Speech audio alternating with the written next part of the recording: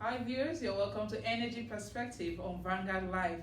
I'm Damilola Ogunshaki, and today we'll be discussing enhancing Nigeria's gas for power generation and economic development. And discussing this with me is Dr. Wisdom Patrick Enang, and he's right here with me in the studio. You're welcome, sir. Hi, thank you very much. I hope it wasn't difficult getting located this place. No,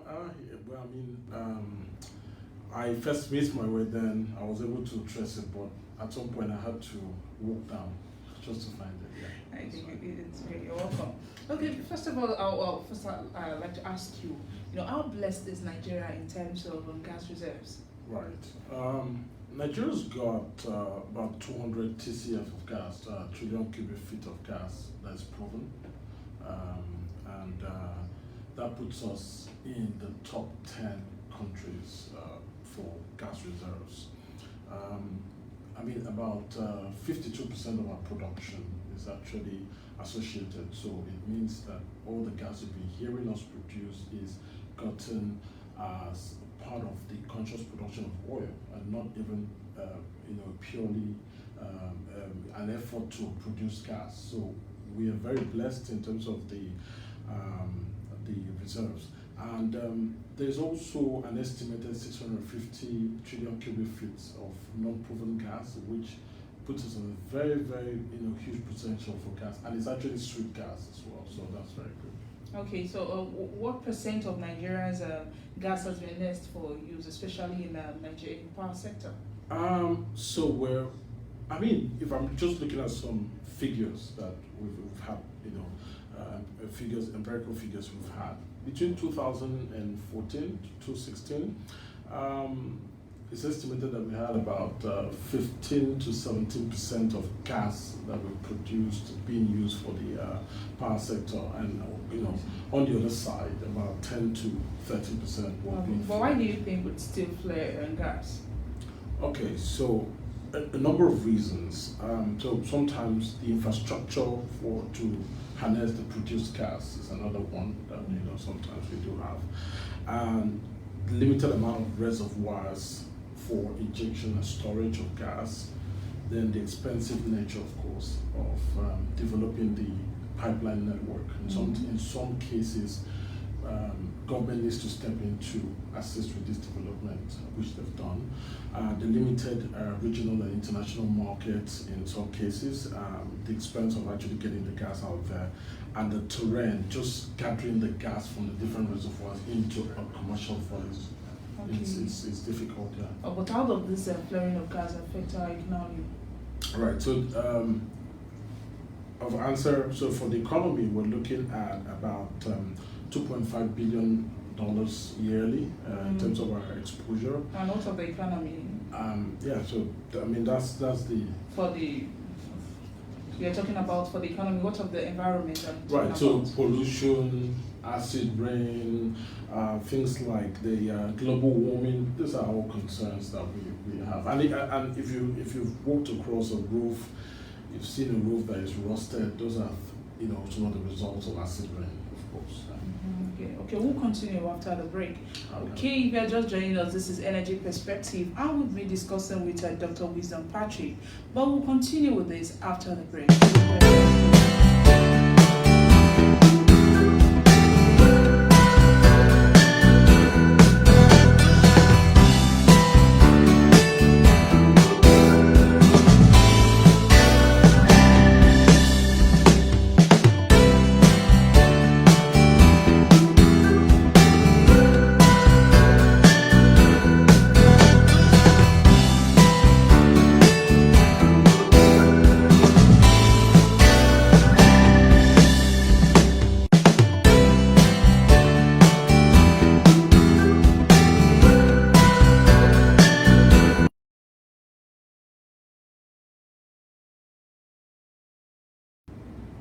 Alright, welcome back. If you're just joining us, this is Energy Perspective, and we're discussing enhancing Nigeria's gas for power generation and economic development. And discussing with me is a design engineering consultant, and he is Dr. Patrick Enang. Dr. Patrick, you're welcome back. Thank you. So we're talking about this flaring of gas and how it has affected our economy and environment. But how, what, and now taking it to the other aspects, how suitable is gas, for power generation?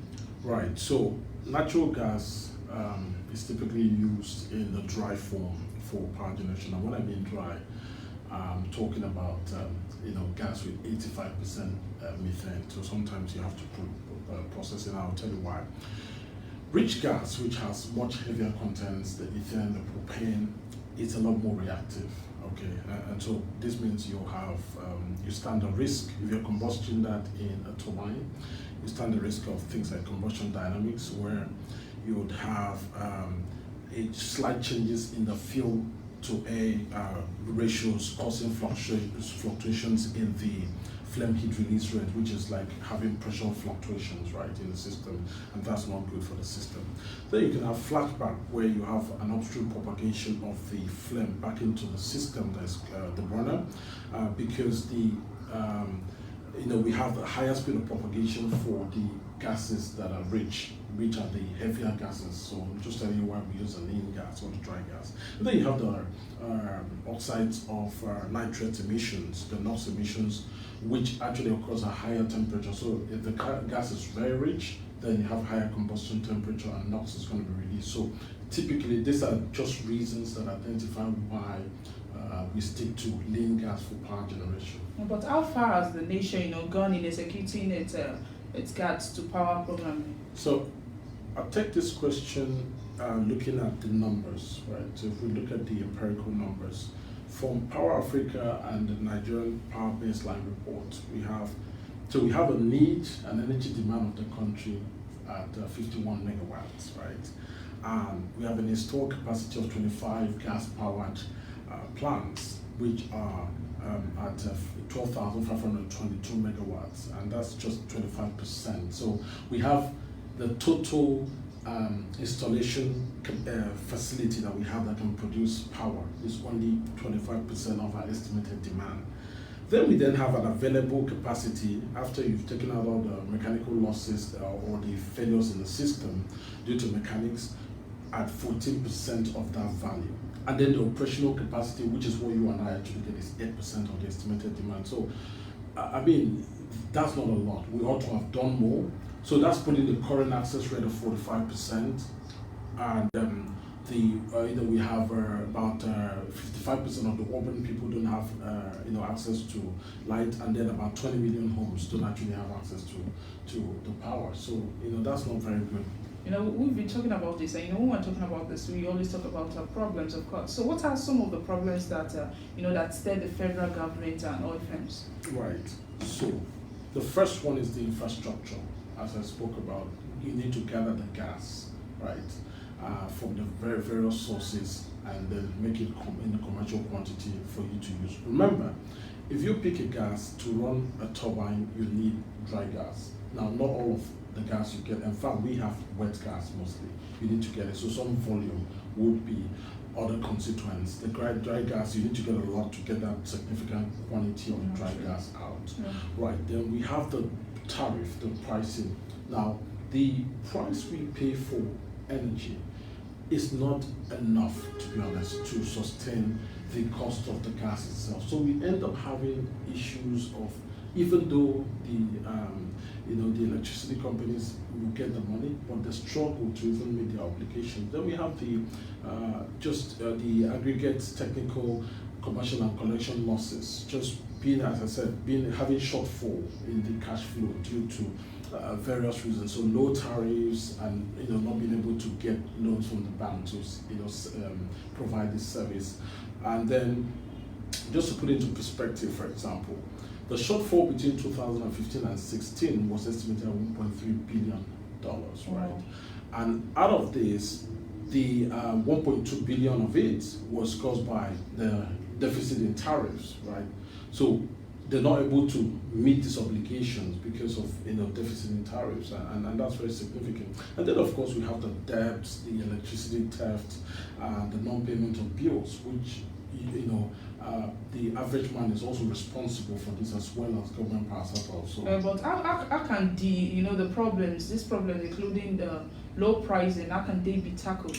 Right. So I will answer by talking about what is currently already being done and what we can do better. Right. So a number of successes is that we've had the several projects that are aimed from the government at expanding the power capacity, because as I said earlier, we have only 25% of our demand having as an installation of power generating facility that can give us only 25% of our demand. So we need more, and they are doing that, right? Then the discos too have also embarked on a huge campaign on metering. By no means is this campaign exhaustive, right? And they could do better, but they have started, and we should, that's something that we should give it to them. So there've also been active efforts, right, to install new generation equipment, transmission equipment. So that's all improving the value chain all the way through. Right. So now looking away from what has been done, what can we do, to add to that? Yes. Right. So we need the operational and technical interventions where energy demand estimation, this is just bringing some technology into the way the demand is forecasted. So we have, when you're buying gas, you're buying for the right quantity of electricity that you need to provide. So there's no issue of overbuying gas and then, it doesn't meet you're buying in surplus, right? So we need government intervention, right? Government needs to improve the sector governance. There needs to be transparency. Contracts needs to be fully, effective, and we need to improve the way that it's coordinated and monitored. And we need a clear and concise contractual, regulatory, and financial framework, which is critical for us to attract the private sector investment. Then we also need policy intervention in the way that the sector is being. There needs to be a balance between protecting the customers, right, making sure they're paying reasonable tariffs, as well as making sure that it's actually an investment. So if you protect the customers alone, then it becomes a charitable venture. But you need to have a balance of both. Then one critical issue I want to talk about is the low gas pricing, right? So we have a situation where the local gas price is under the international gas price. And what that typically and naturally would do is make the companies that are selling gas, to be thinking about export-oriented projects rather than the domestic market, and that's at the expense of Nigeria growing its own economy. So for that, how do we fix that? We need a market structure that the prices are not fixed, right? So you have a floor price, but then there's room for some indexation mechanisms to determine. So some negotiation based on the agreed parameters to make sure that the market price at which you sell gas is reflective of the actual market that you are. And so you can have situations where it changes with the market basically, and it's competitive internationally. Then you can have people be incentivized to make a business case for supplying gas into the domestic market. But what are some of the prospects? What are the prospects, of gas becoming a major feedback, for terminal plants in Nigeria? So gas is already a major feedstock, right, for thermal plants in Nigeria.